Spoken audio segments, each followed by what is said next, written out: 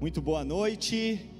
Você está com expectativa daquilo que o Senhor vai fazer nessa noite na sua vida? Ou você veio com pouca expectativa para este lugar? Sabe que você não veio aqui por conta, foi o próprio Deus que te trouxe. E se Ele te trouxe é porque tem um propósito. Eu acredito nisso. Então confie, porque Deus vai falar com você. Amém? Você não está aqui à toa. Deus marcou um encontro particular com você. Basta apenas que nessa noite, nessa ministração, nessa palavra, em tudo que está sendo feito aqui, você possa abrir o seu coração, abrir os seus olhos espirituais, os seus ouvidos, para ouvir aquilo que o Espírito Santo está falando para você e nesse ano para a sua família. Amém? Estamos na série Famílias Fortes e a mensagem de hoje, a segunda mensagem, Famílias Fortes decidem juntos. Amém? Famílias fortes decidem juntos. Vamos lá? Glória a Deus. Sabe que família que é família, na verdade o bom é que ela faça tudo junto, né? Família só é família quando a gente faz tudo junto. Quando a gente faz separado, não parece, não fica com cara de família. Então, família que é família só é família quando se faz tudo junto. Eu tenho algumas viagens que eu fiz sozinho, que particularmente não foi tão bem aproveitada se eu estivesse junto com a minha família, com a minha esposa, com meu filho, enfim. Então eu já tive algumas viagens a trabalho que eu falei, poxa, poderia estar nesse lugar aqui com a minha família, eu teria aproveitado muito melhor. Claro que são circunstâncias da vida, muitas vezes a gente faz viagens sozinhos, mas sabe aquele senso de estar junto com os seus? Você é assim também? Igual eu? Ontem eu estava na praia com meu filho, e eu estava vendo ele brincar na areia, e eu percebi uma coisa, que enquanto ele estava brincando sozinho na areia, ele estava dentro de uma atmosfera, ele estava numa atmosfera, num nível de alegria. Agora, quando eu cheguei para ele e falei assim, filho, quer que eu te ajude a cavar esse buraco aqui na areia? Era outro menino, era outra criança, a atmosfera dele mudou completamente. Depois a Juliana veio, brincou com ele também, foi outra atmosfera também. Por quê? Porque família que é família faz tudo junto. Faz tudo junto. Essa é uma das grandes características de uma família, fazer as coisas juntos. Se você é que nem eu, quando vai naquele almoço de família que é para todo mundo ir, sabe aqueles almoção de domingo, que é para todo mundo estar lá, não é para faltar ninguém? Quando falta um, dá aquela dorzinha no coração. É ou não é? Ah, que pena que o fulano não pôde vir. Porque o legal é fazer tudo junto, é a família estar junto. Bom, o tema é decidem juntos, famílias fortes decidem juntos. Então, primeiro nós vamos falar sobre decisões, amém? Vocês estão comigo? Então vamos falar primeiro sobre decisões. Tomar decisões é parte indissociável da vida humana. Não tem como você viver e não tomar decisões na sua vida. Algumas pesquisas mostram que tomamos em torno de 35 mil decisões por dia. Imagina, 35 mil decisões. Cada sim e cada não que você dá sem saber, mas você decidiu. Talvez os caminhos que você escolheu e os caminhos que você desprezou. Decisões. Lugares que você disse eu vou e lugares que você não foi.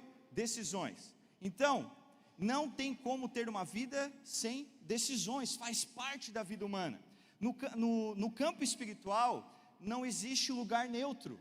Se você olhar para a vida espiritual, para o reino espiritual, não existe lugar neutro. Não existe em cima do muro, ou seja, um lugar que eu não me decidi ainda o que eu quero. Saiba que esse lugar já é uma decisão. Uma não decisão no reino espiritual já é uma decisão, porque não existe campo neutro. As decisões são inevitáveis e elas impactam a nossa vida e nos trouxeram até aqui. Você é resultado das suas decisões. Nós temos lá em casa o hábito de sempre mostrar para o Gustavo que as boas decisões dele vão gerar bons resultados, ou melhor, as decisões vão gerar resultados, seja ele bom ou seja ele ruim, para ele torná-lo responsável por aquilo que ele vai decidir, não só agora, mas em toda a vida dele. Se for olhar para a Bíblia, o ser humano, ele foi fruto de uma decisão em unidade. Você pode acompanhar o texto aqui, lá em Gênesis 1:26, que diz assim: então disse Deus, façamos o homem à nossa imagem, conforme a nossa semelhança. Sabe, somos tão importantes para Deus, que Deus reuniu a Trindade para nos dar forma. Foi uma decisão que Ele tomou em unidade, dizer, vamos fazer o homem, vamos criar o homem conforme a nossa imagem e a nossa semelhança. Uma outra verdade sobre decisões é que decisões nem sempre são simples, sim ou não?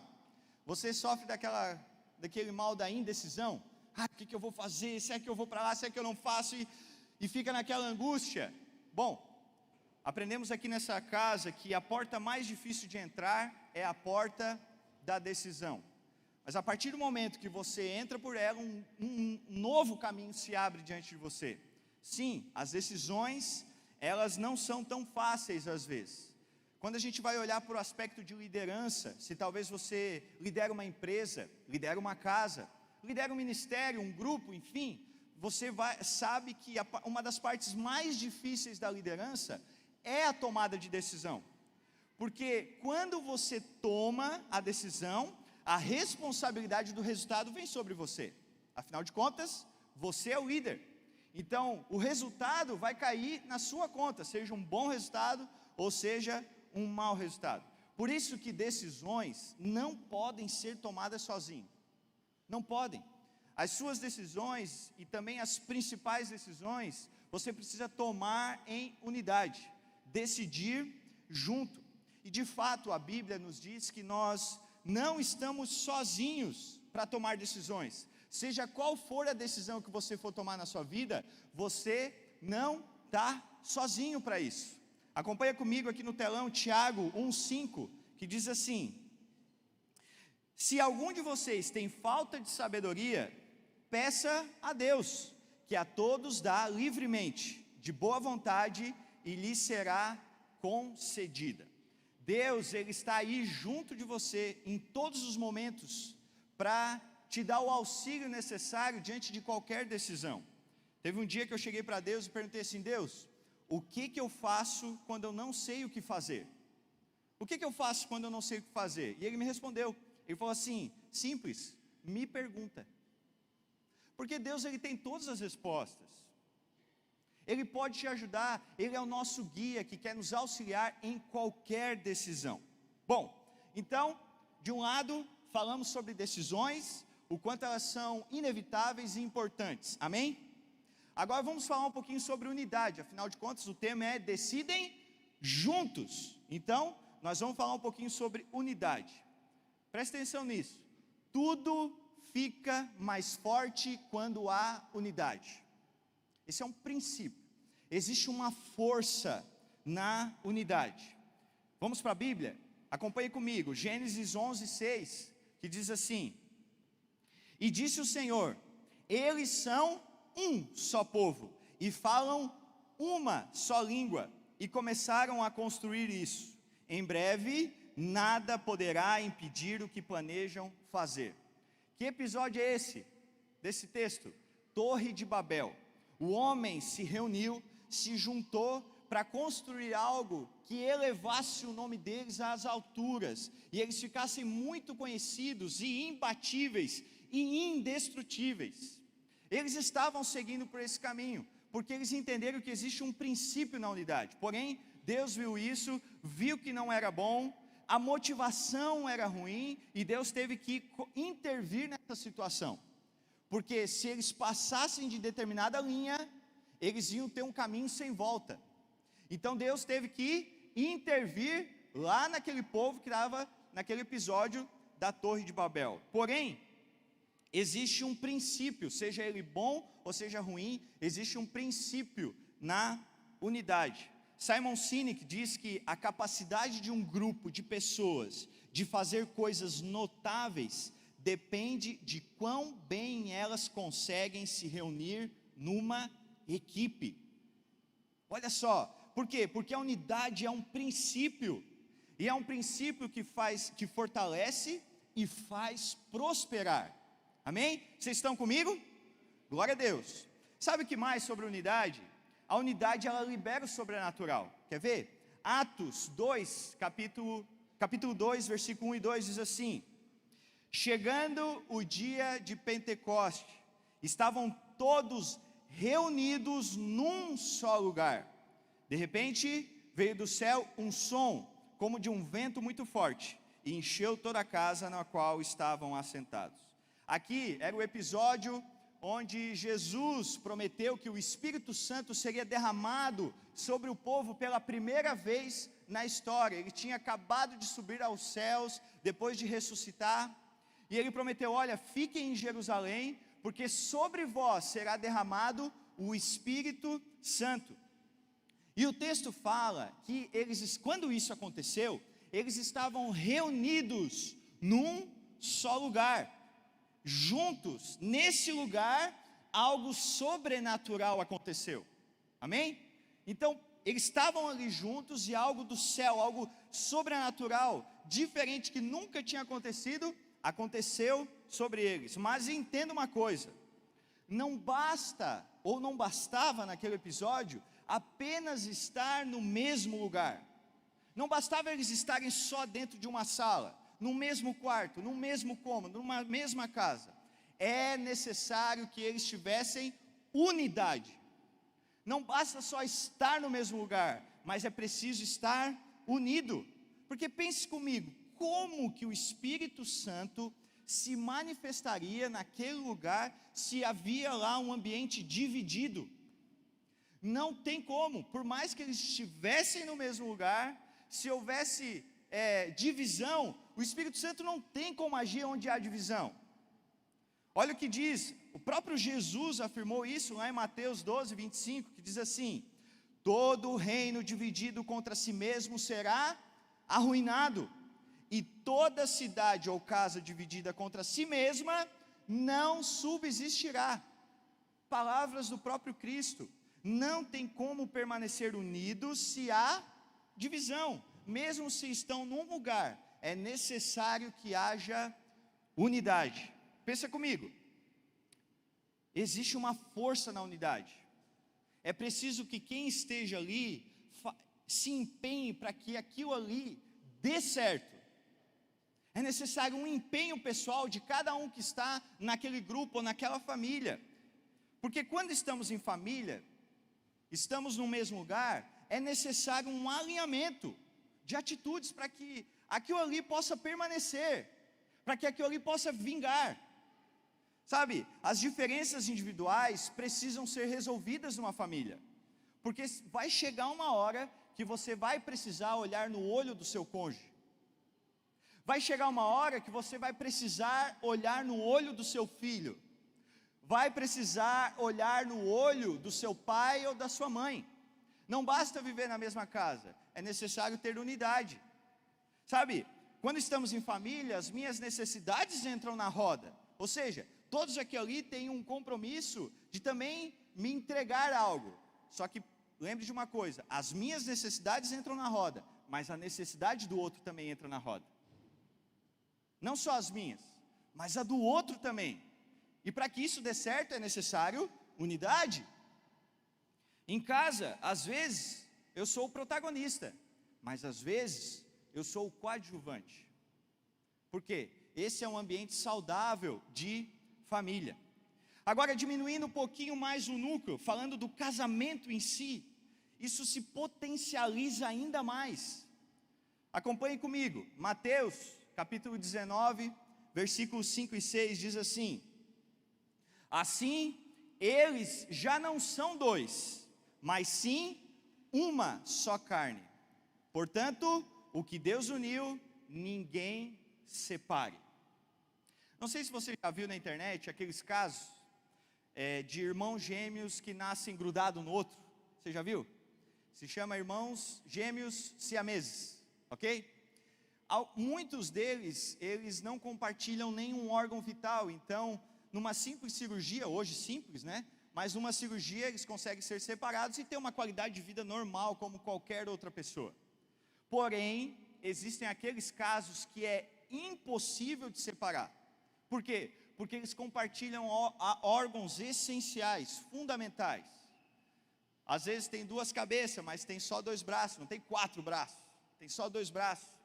Então, eles precisam tomar uma decisão, tem que ter consenso, porque a vida a 2 deles é inevitável. Porque se em algum momento tentar separar, um ou os 2 vão morrer, não tem como. Eles têm que aprender a conviver juntos, não tem escapatória. Agora olhe para o casamento, a Bíblia fala que nós somos um. Quando casamos, somos uma só carne. A unidade de propósito, a unidade espiritual, ela tem que ser de altíssima prioridade. Altíssima. Porque senão, como viveremos? Se somos inseparáveis, somos uma só carne. Alguém vai morrer se tentar separar. Alguém vai morrer. Então é necessário não só estar juntos, mas é ter unidade. Enfim, falamos então como as decisões e como a unidade é fundamental para que nós tenhamos uma família forte. São partes importantes de uma família que quer ser forte. Então agora, se você quiser acompanhar comigo e anotar, eu quero deixar para você 3 decisões que toda família precisa tomar em unidade para se tornar forte. Vamos lá? Vocês estão comigo? Amém? Glória a Deus. Primeiro então, famílias fortes decidem juntos não deixar ninguém para trás.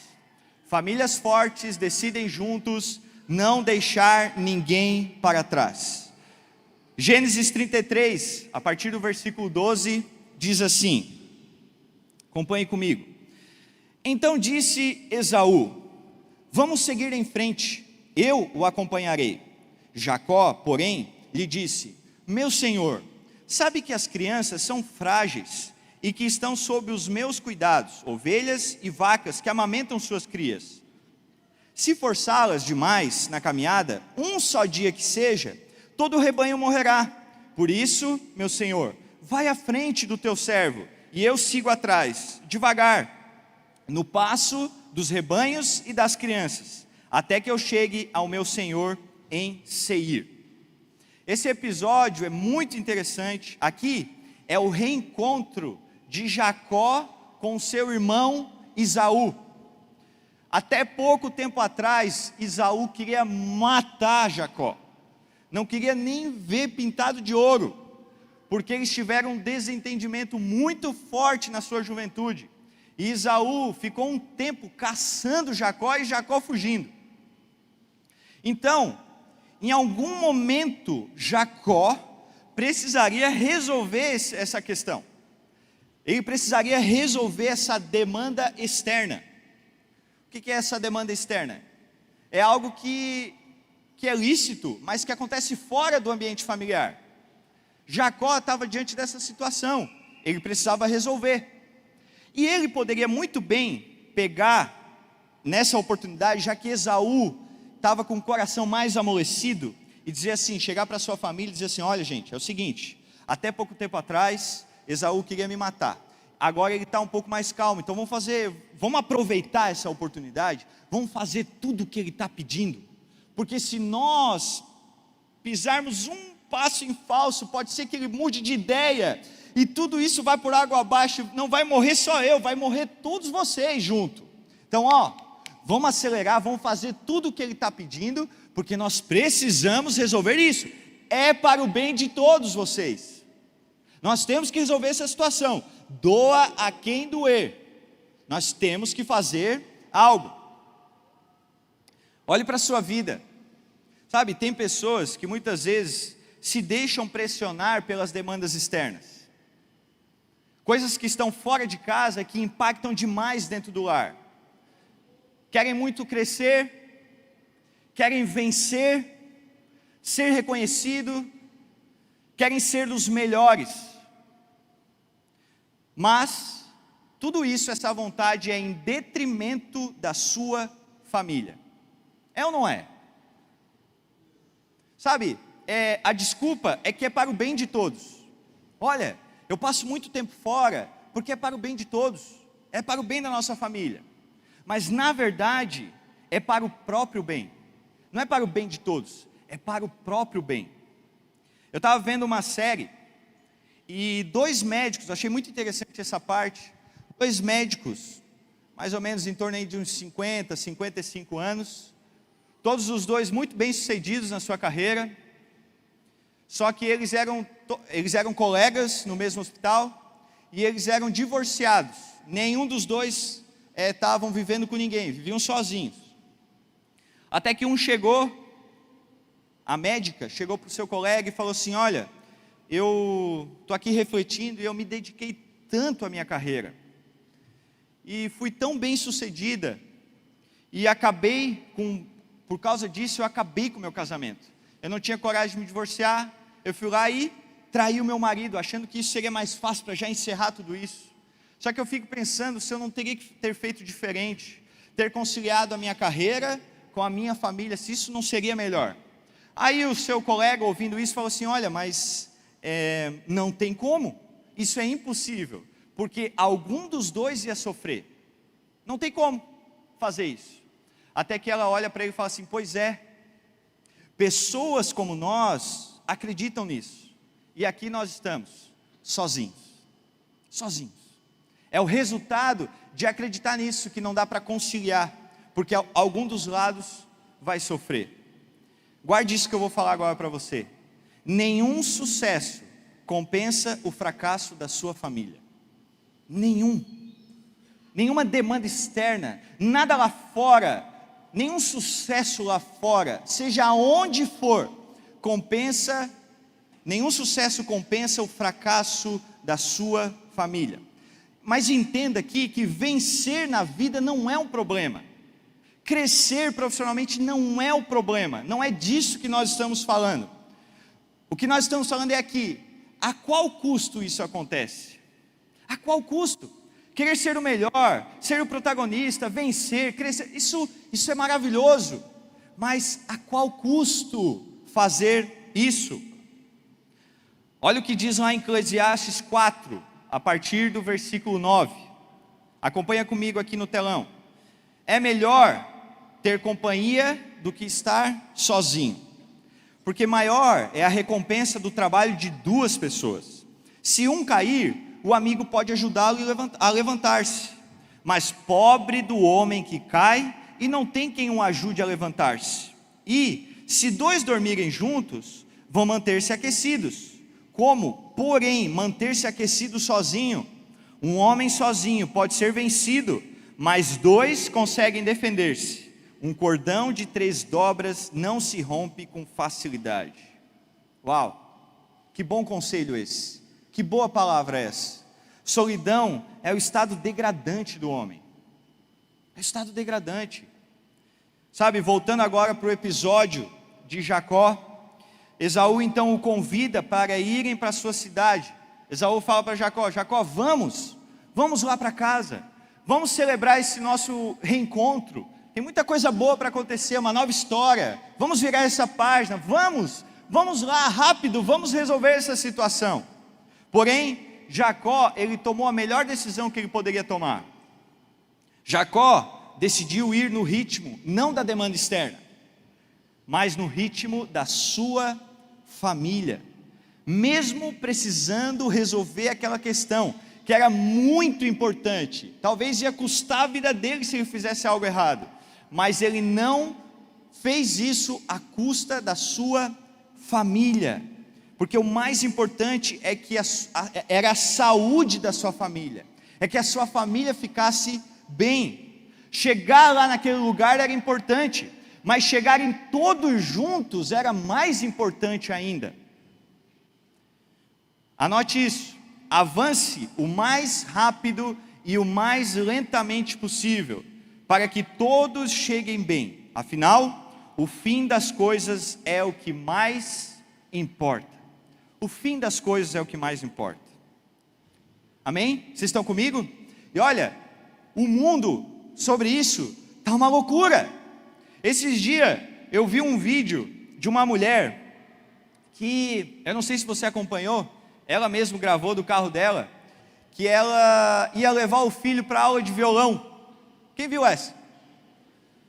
Ela ia levar o filho para aula de violão. Aí ela chegou lá na frente da escola de música. Pode descer, chegamos. Quando ela olhou para trás, só estava o violão. O filho ficou em casa. Ela esqueceu do filho. E o pior, ela gravou isso, achando o máximo. Ela achou graça disso. Meu Deus. Se você olhar o vídeo de novo, você vai ver que quando ela volta, e é se matando de rir, quando ela volta, o filho entra dentro do carro e é nítido no rosto do menino a frustração dele. Acabou com o menino. O mundo está uma loucura, achando graça nessas coisas, indo à frente, em detrimento da família, esquecendo, deixando para trás aquilo que é muito importante. Loucura, loucura. Entenda, por mais ambicioso que seja o seu coração, e queira alcançar tantos resultados quanto possíveis, não coloque sua família num ritmo maior que ela pode suportar. Não vale a pena. Não vale a pena. A jornada empreendida ao lado de outras pessoas é mais lenta que a jornada solitária. Uma te leva rápido, a outra te leva longe. Por quê? Porque é muito melhor ir junto. Nós vamos devagar quando vamos juntos, mas nós chegamos mais longe. Entenda uma coisa, acelerar nunca será o problema. O problema está em não saber o ritmo certo. Encontre o seu ritmo. Porque é mais importante que todos estejam no carro e que você chegue no destino com todos dentro. Todos dentro. Lembrei agora de um outro vídeo, que um cara estava aqui em turismo aqui no Brasil, era um argentino, se eu não me engano. Depois de andar 1000 quilômetros, ele lembrou que deixou a esposa num posto de gasolina. Meu Deus, eles não conversavam, eles não tinham diálogo, já era normal isso, tanto que ele nem se lembrou dela.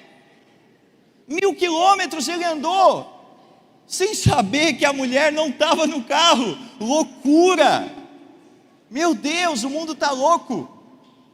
Agora olha aí para a sua família, abraça aí a sua família, seu cônjuge, seu filho que está aqui, e diga assim: vamos ajustar o nosso ritmo? Vamos, porque já aproveita, já pede perdão se você está muito acelerado, deixando a sua esposa, o seu marido para trás. Já resolve agora, irmão, já resolve aí. Não vai nem para casa com essa pendência, já pede perdão, já resolve, porque é muito melhor ir junto, amém? Glória a Deus, glória a Deus, amém.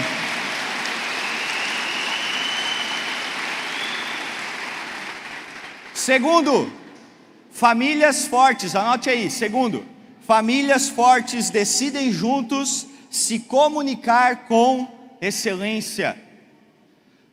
Famílias fortes decidem juntos se comunicar com excelência. Provérbios 25:11 diz assim: a palavra proferida no tempo certo é como frutas de ouro incrustadas numa escultura de prata. Esse texto aqui, ele está falando de uma obra de arte. O sábio aqui, ele tá comparando a boa comunicação, uma pessoa que fala bem, a uma escultura, a uma obra de arte, como se fosse um quadro, na verdade, como se fosse um quadro. Quando a gente chega diante de um quadro, de uma obra de arte, ela é tão bela, que ela tira o fôlego. Nossa, que coisa linda, que coisa bem feita, que coisa feita com excelência, que obra de arte maravilhosa. Ele diz que uma pessoa que fala bem, que usa bem as palavras, é como se eu chegasse diante de uma obra de arte e me tirasse o fôlego, de tão belo, de tão admirável. Falar é necessário, mas falar no tempo certo é louvável. É isso que ele quer dizer aqui. Usar bem as palavras de forma correta, no tempo certo, é louvável, é admirável. É como se estivéssemos admirando uma obra de arte que alguém fez. E sabe que muitos problemas nas relações é por conta de uma má comunicação. Sim ou não? Sim. A Bíblia, como tantas outras coisas, ela nos ensina a usar bem as palavras. Muito bem. Acompanha comigo, Efésios 4:29, que diz assim: nenhuma palavra torpe saia da boca de vocês, mas apenas a que for útil para edificar os outros, conforme a necessidade, para que conceda graça aos que a ouvem. Vou pedir que o multimídia deixe esse versículo aqui no telão, porque aqui nós aprendemos algumas coisas sobre uma boa comunicação. Sabe o que esse texto me ensina? Ele me ensina que eu nunca posso falar algo torpe. Há um tempo atrás a gente dizia assim: olha, irmão, não fale um palavrão, porque lá na Bíblia está escrito, nenhuma palavra torpe saia da sua boca. Sim, está correto, é isso mesmo. Mas existe um sentido um pouco ainda mais profundo. A palavra torpe significa impróprio para uso, sem valor. Por exemplo, aquilo que você fala na hora errada, não tem valor nenhum, é uma palavra torpe, que não tem utilidade nenhuma, foi falada no tempo errado. Então isso nós não podemos falar, que é uma palavra que é imprópria para uso, não vai servir para nada, seja o que for. Se não serve para nada, é torpe. Esse texto também me ensina que o que eu devo falar é algo útil para edificar os outros. Ou seja, o que eu vou falar tem que continuar a construção que Deus está fazendo no outro, é ajudar o outro na edificação que Deus está fazendo. Então se eu vou falar algo inútil, eu não falo. Agora, se for algo útil, que vai continuar isso que Deus está fazendo nessa pessoa, isso sim eu devo falar, porque vai ser proveitoso, vai ser de utilidade. Deus está fazendo algo na pessoa, e você coloca, através das suas palavras, mais um tijolo nessa construção, e a pessoa é edificada. Amém? Olha outra coisa que esse texto ensina, que eu preciso falar conforme a necessidade. Quando que eu tenho que falar? Quando há necessidade de falar, quando há necessidade de proferir algo, quando é necessário, quando há uma carência no outro, você fala. Então não é quando há uma carência em você de falar, é quando há uma carência no outro, para que seja falado. E por fim, esse texto também me ensina que nós devemos falar para conceder graça aos que ouvem. Graça é alegria, graça é deleite, é prazer. Então você vai falar para dar alegria ao outro, e não para trazer tristeza para o outro. Isso são princípios de uma boa comunicação. Agora leve isso para a sua família, para o seu convívio familiar, com o seu cônjuge. Aplique esses princípios desse texto de Efésios 4:29 no seu casamento, na sua vida. A boa comunicação, ela também melhora o argumento. Quer ver? Provérbios 25:15 diz assim: com muita paciência pode-se convencer a autoridade, e a língua branda quebra até ossos. A gente acha que a força está na brutalidade ou na violência. Não, a força está numa língua branda, num bom falar. Entenda que a boa comunicação, ela exige muito mais do emissor do que do receptor. Então quem está falando é que tem que se esmerar para falar bem, para que o outro receba da forma correta, porque famílias fortes investem numa boa comunicação, uma comunicação de excelência. A boa comunicação, ela também evita problemas. Provérbios 21:23 diz: quem é cuidadoso no que fala, evita muito sofrimento. Existe coisa mais simples do que essa? Simples, um texto simples. Quem é cuidadoso no que fala, evita muito sofrimento. E quantas pessoas sofrem porque tem uma má comunicação, não falam bem, não conseguem se expressar com a outra pessoa. E o pior, essa pessoa convive todos os dias, todos os dias. Quem aqui já sofreu por falar sem pensar? Não levanta a mão. Não levanta. De manhã uns 5 levantaram. Já marquei uma reunião com cada um deles. Estou brincando. Mas quem já não sofreu, quem de nós não sofreu por falar alguma coisa fora de tempo, ou fora de contexto, enfim, falou sem pensar? Quem nunca, né? Famílias fortes investem em comunicação clara e assertiva. Lá em casa, nós aprendemos a ser muito sinceros quanto ao que está dentro do nosso coração. A gente aprendeu a falar, porque lá entendemos que se nós não nos ajudarmos, não é um ambiente externo que vai nos ajudar. Então nós aprendemos lá em casa, principalmente eu e a Juliana, a nos comunicar bem, a ser sinceros com sentimentos, com visões, com ideias, e colocar na mesa, sem medo, mas aprender a se comunicar bem, porque um confia no outro. A confiança é uma base para que tenha uma boa comunicação. A boa comunicação ela também nos promove. Provérbios 22:11 diz: quem ama a sinceridade de coração e se expressa com elegância, será amigo do rei. Amigo do rei. Então, ser amigo do rei, como o rei é um monarca, é uma pessoa importante, ser amigo dele é uma promoção, sim ou não? Porque, poxa, sou amigo do rei, então eu estou numa posição privilegiada. Eu fui promovido de um desconhecido a amigo do rei, do comandante máximo. Sabe, quando nós tratamos o outro, principalmente aquele que mora conosco na nossa casa, como uma nobreza, como um nobre, tratamos com nobreza as pessoas que moram conosco e investimos numa comunicação excelente, nós ganhamos o coração deles. É simples. Se você tratar as pessoas que estão no seu lar como uma pessoa que te deve algo, você não ganha o coração. Agora, se você tratar com nobreza, como o texto fala, o rei é um nobre. Se você trata o seu cônjuge, seus filhos, como nobres, e você fala bem, você ganha o coração. Está aí o segredo para se comunicar bem. Ganhamos o coração da nossa família. Isso é de altíssima prioridade. Amém ou não amém? Então vamos de novo, abrace aí a sua família. Talvez você faz uns 2 anos que não abraça. Então você fala assim, olha, vamos nos comunicar mais e melhor? Fala aí para a pessoa que está do teu lado, seu familiar, vamos nos comunicar mais e melhor? Amém? Glória a Deus. E para finalizar, terceiro, famílias fortes decidem juntos deixar uma herança geracional. Famílias fortes decidem juntos deixar uma herança geracional.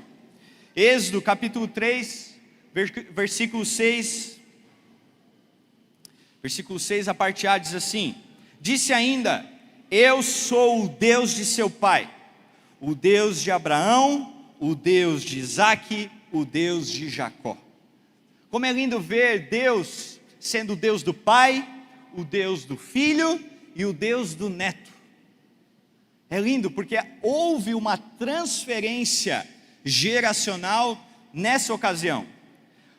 Quando você pega, eu estava falando agora de reis, de famílias nobres, o patrimônio de famílias reais, dos monarcas, daqueles países que ainda existe uma monarquia funcionando, o maior patrimônio deles é conservar a genealogia, é conservar aquela árvore genealógica, isso é um patrimônio deles. Eles estão comprometidos a preservar e transmitir essa história, porque eles vejam um trunfo nisso, e muitos deles colocam a sua identidade nisso. Vamos manter a nossa linhagem, vamos sempre trazer à memória os nossos antepassados, é como se fosse um patrimônio deles. Sabe, como cristãos, nós fomos enxertados numa linhagem real, amém? Glória a Deus por isso, nós fomos enxertados numa linhagem real, e ao ler a Bíblia, nós passamos a conhecer a responsabilidade de quem faz parte dessa família real. Quer ver? Isaías capítulo 9, versículo 7, a parte A diz assim: ele estenderá o seu domínio, e haverá paz sem fim sobre o trono de Davi, e sobre o seu reino, estabelecido e mantido com justiça e retidão, desde agora e para sempre. Aqui está claro que nós fomos chamados a estender o reino, a dar continuidade naquilo que começou lá atrás. Como enxertados nessa família, nós precisamos dar continuidade nisso. Gênesis 1, 28, a parte A diz assim: Deus os abençoou e lhes disse: sejam férteis e multipliquem-se. Mais um outro comando que Deus nos deixa: fomos criados para expandir, para multiplicar, para continuar de geração em geração. Fomos chamados para isso. Esse é o nosso chamado, a dar continuidade naquilo que Deus começou. Só que existe um ingrediente chave nesse processo, muito importante, que está lá em Provérbios 13:22. Diz assim: o homem bom deixa herança para os filhos de seus filhos. Veja que a herança não é só para o filho, mas é para o neto, é para o bisneto. É uma herança que dura muitas gerações. Então entenda, a herança é o elo entre as gerações. O que conecta uma geração na outra é aquilo que foi transferido para a próxima. A herança conecta as gerações, e é a herança que vai promover o avanço do reino. Acompanhe comigo esse raciocínio. Quando uma geração é frutífera e ela multiplica aquilo que ela recebeu da geração anterior, a próxima geração vai começar em um novo estágio da vida. Quer ver um exemplo? Um casal que ganha uma herança e já no início da sua vida, dois compram um carro e uma casa. Eles já começam num estágio muito mais avançado do que de uma família que começou, mas não conseguiu comprar de imediato a sua casa e o seu carro. Entenderam? Então, se ele recebe uma herança, ele começa já de um lugar mais à frente do que a geração anterior. Então, nós, como enxertados no reino, nessa linhagem real, nós precisamos entender a nossa responsabilidade, que cada geração vai expandir o reino, através do quê? Das heranças que recebem. Então a expansão do reino, que vai acontecer nesse momento, nessa geração atual, ela vai acontecer porque da geração anterior, nós recebemos uma herança, que nos fez começar já de um nível, já de um lugar avançado, e temos que trabalhar para que a próxima geração comece de um outro nível ainda mais à frente, e assim sucessivamente o reino vai se expandindo. Quando recebemos uma herança, recebemos de graça o que custou muito à geração anterior, muito. Sabe, a herança torna cada geração responsável por receber essa herança e honrar o que recebeu e quem entregou, a geração anterior. E, por conseguinte, pagar o seu próprio preço pela geração seguinte. Então eu recebo uma herança, começo daquele ponto e começo a trabalhar, para que a próxima geração receba algo ainda maior.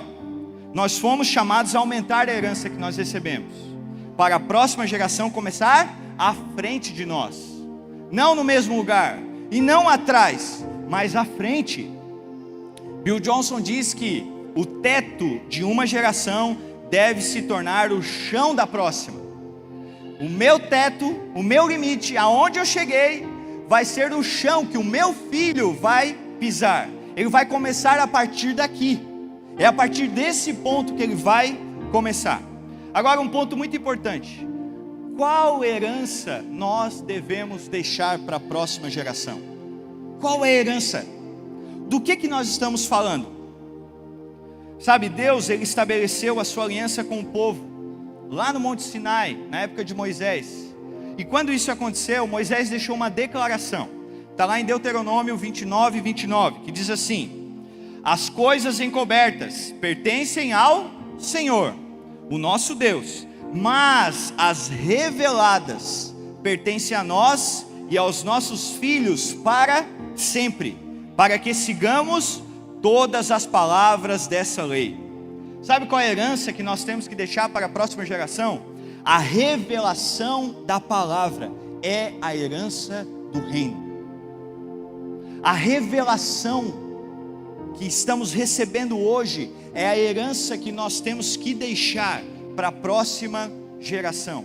Essa busca que estamos fazendo, aquilo que Deus está descortinando dos nossos olhos, é a herança que nós vamos entregar como um suor, o nosso suor, a nossa batalha por por receber ainda mais revelações nessa geração, nós vamos entregar pronta para a próxima, para que lá, daquele novo nível, eles tenham outras revelações ainda mais profundas de Deus. E eles vão ter, porque Deus é infinito, nunca encerra aquilo que Deus está revelando para nós.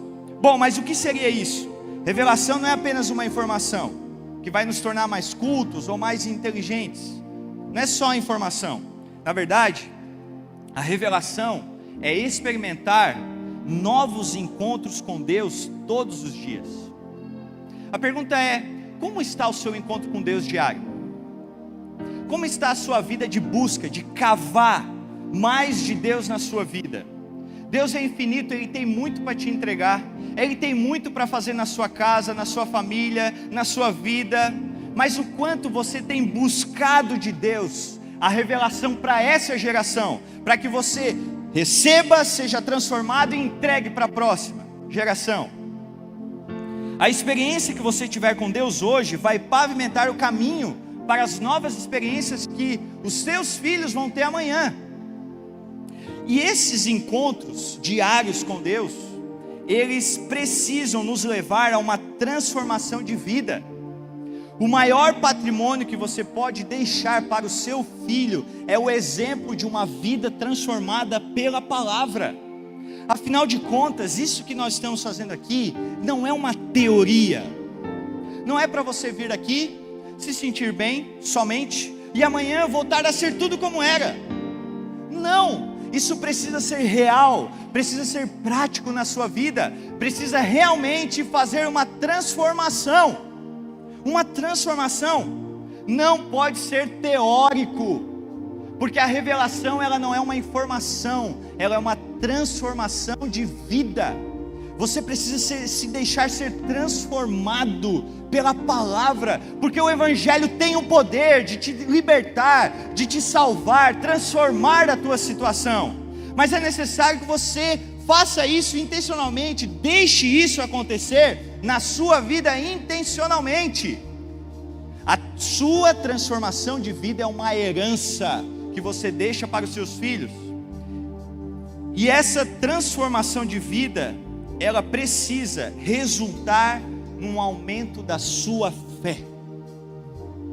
Aumento da sua fé. Sabe, você ser conhecido como uma pessoa que quando passou por uma situação, você agiu com fé. Como está a sua fé? Quando o negócio esquenta, quando o negócio está ruim, você é conhecido como uma pessoa que vai exercer fé, ou você é conhecido como uma pessoa que vai faltar fé nessas horas? A sua fé, a fé que vem de uma transformação de vida, é uma herança que você vai deixar para os seus filhos, que vão inspirar os seus filhos a agir com fé ainda maior. Porque eles vão olhar para você e vão dizer: naquela situação, meu pai e minha mãe passaram por tal coisa, e eles tiveram fé, eles acreditaram, eles continuaram, eles não pararam. E essa história, esse registro, ele vai impactar a minha vida. Por isso, diante desse problema que eu estou passando agora, eu não vou parar, porque na minha descendência, na minha antecedência, nas pessoas que vieram antes de mim, aconteceu a mesma coisa, eles agiram com fé. Então tem precedente na minha linhagem. Tem precedente na minha linhagem. Amém? Vocês estão me entendendo? Nós precisamos deixar um legado de fé. Precisamos deixar um legado de fé. Nós não nos cansamos de citar a pastora Marisa como um legado de fé para essa casa. Porque quando os desafios batem a porta, nós olhamos o que ela fez. E nós dizemos: nós temos que fazer mais. Porque a herança que nós recebemos nesse ponto, agora nós temos que aumentar isso. Então tem que fazer mais, tem que ir mais longe, tem que ter mais fé, tem que ter mais transformação. Esse é o legado que recebemos, e nós temos o compromisso de aumentar esse legado, essa herança que nós deixaremos para os nossos filhos. Sabe, eu quero ser um exemplo de fé. Eu quero que a próxima geração, aqueles que vierem depois de mim, ao olharem para os seus para os seus antecessores e puxarem a lista dos nomes, eu quero que eles encontrem a seguinte declaração lá: Eles encontram 2 nomes, João Marcos e Juliano. Eu quero que eles encontrem lá. E vai estar escrito assim: contra a lógica, largaram a estabilidade. Por amor, aceitaram o chamado pastoral. Lideraram uma família com base na palavra de Deus. Viveram em tempos loucos, mas não sucumbiram. Construíram uma vida que vale a pena e deixaram uma herança que dura gerações. É isso. É sobre isso.